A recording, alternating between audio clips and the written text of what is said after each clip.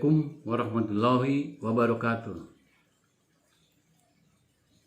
Bapak-bapak, ibu-ibu, saudara-saudara sekalian, adik-adik, mahasiswa, mahasiswi, sebangsa dan setanah air.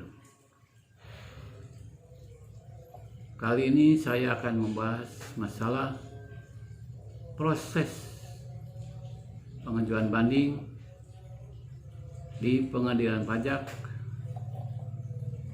secara tuntas alur-alurnya. Namun sebelumnya mohon maaf apabila dalam pembahasan tahap pertama suara saya tidak jelas atau berdengung. Untuk itu mohon dimaafkan.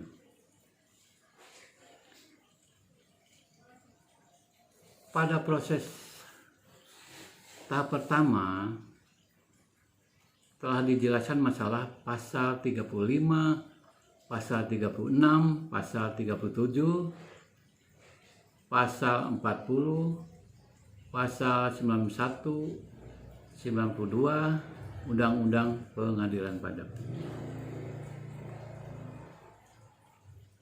Bapak-bapak, ibu-ibu, saudara-saudara sekalian, selanjutnya saya akan membahas masalah pasal 44 Undang-Undang Pengadilan Pajak yang menyatakan bahwa pengadilan pajak meminta surat uraian banding kepada terbanding atau tergugat dalam jangka 14 hari sejak diterima surat banding atau penggugat di pengadilan pajak. Nah, katakanlah misalnya banding diterima oleh pengadilan pajak pada tanggal 7 September 2020, berarti batas akhirnya adalah tanggal 20 September 20. Pengadilan pajak minta kepada terbanding atau tergugat surat uraian banding. Kemudian pasal 45-nya menyatakan bahwa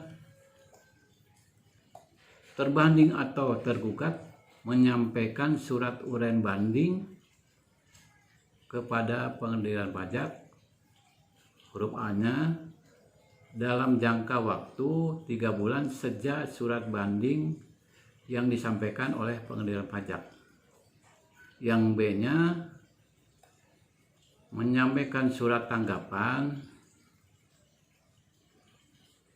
atas permintaan pengadilan pajak sejak diterima oleh tergugat. Nah, untuk masa tanggapan berarti kan 1 bulan sejak permintaan surat tanggapan yang disampaikan oleh pengadilan pajak. Kemudian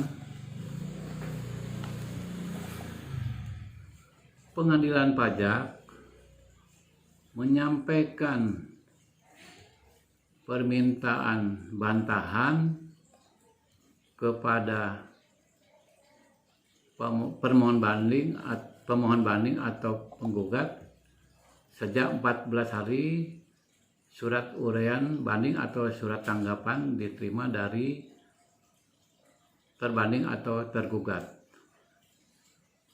Kemudian ayat 3-nya, atas permintaan pengadilan pajak yang menyatakan bahwa pemohon banding atau penggugat harus menyampaikan paling lambat 1 bulan sejak surat uraian banding diterima oleh pemohon banding atau penggugat. Jadi sejak 1 bulan menerima surat uraian banding, maka pemohon banding atau penggugat menyampaikan menyampaikan surat bantahan kepada pengadilan pajak. Kemudian ayat 4-nya bahwa Pengadilan pajak menyampaikan surat bantahan kepada terbanding atau tergugat dalam jangka waktu 14 hari. Kemudian ayat 5-nya yang menyatakan bahwa surat uraian banding, surat bantahan tidak disampaikan oleh terbanding atau tergugat dan pemohon banding atau penggugat, maka hakim pengadilan pajak tetap memeriksa perkara tersebut. Jadi tidak ada alasan, tetap memeriksa surat banding tersebut. Itulah pasal 44 dan pasal 45. Kemudian ada pertanyaan, apa sih surat bantahan?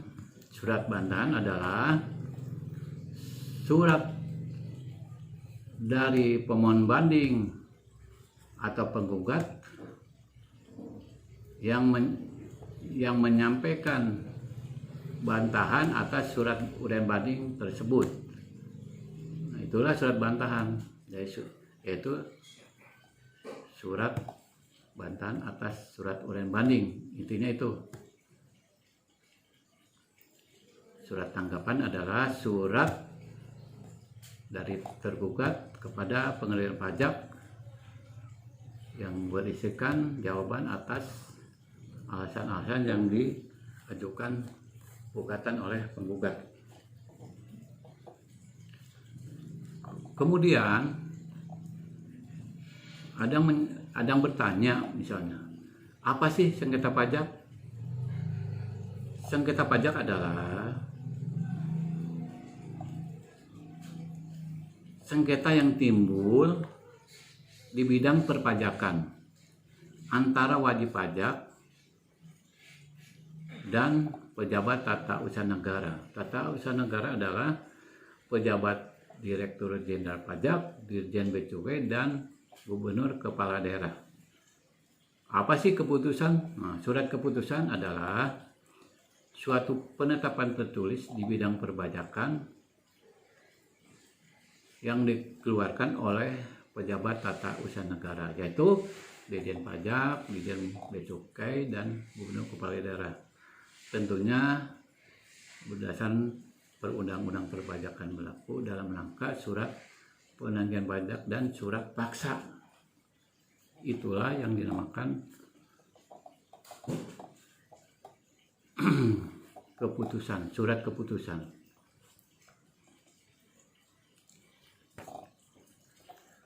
Namun ada yang bertanya lagi, apa sih kuasa hukum? Kuasa hukum adalah surat keputusan yang dikeluarkan oleh Ketua Pengadilan Pajak yang memperoleh kuasa khusus dari pemohon banding atau penggugat untuk bersengketa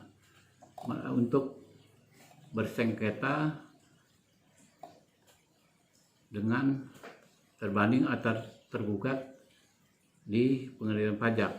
Ya, intinya itu. Yang penting kita mengerti, secara garis besarnya mengerti. Kemudian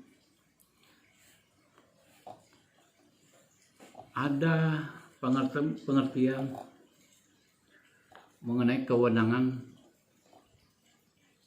pengadilan pajak,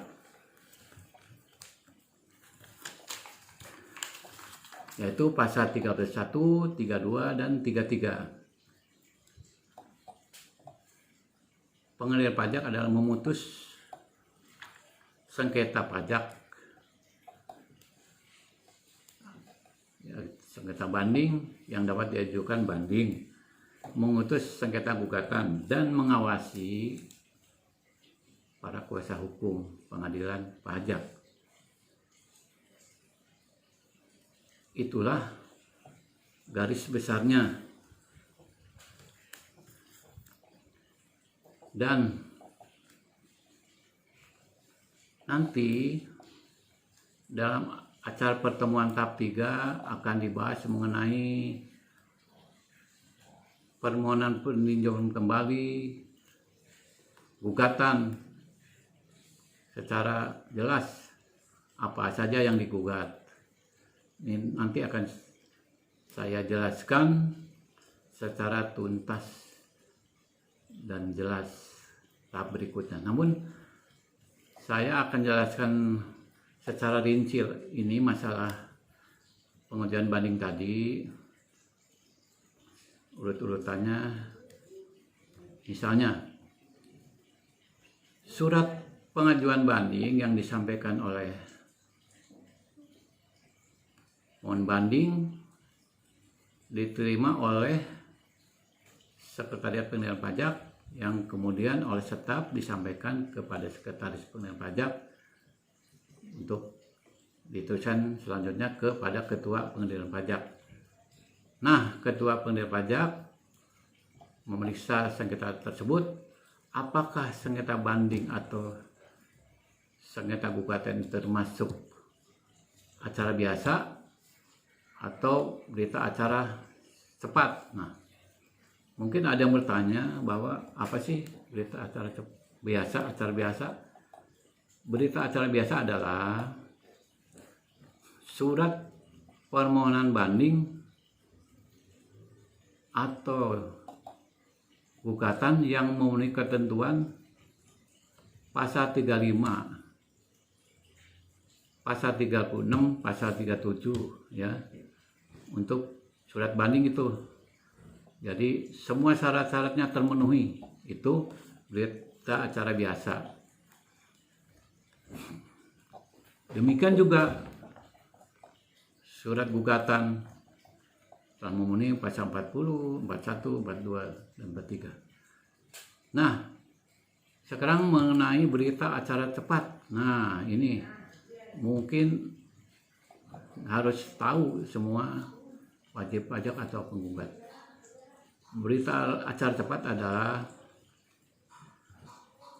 yaitu surat banding atau surat gugatan yang tidak memenuhi ketentuan formal, misalnya tidak melampirkan surat banding, tidak melampirkan surat gugatan, formalannya telah lewat waktu yang diatur oleh Undang-Undang Pengendalian Pajak pasal 35 dan pasal 40.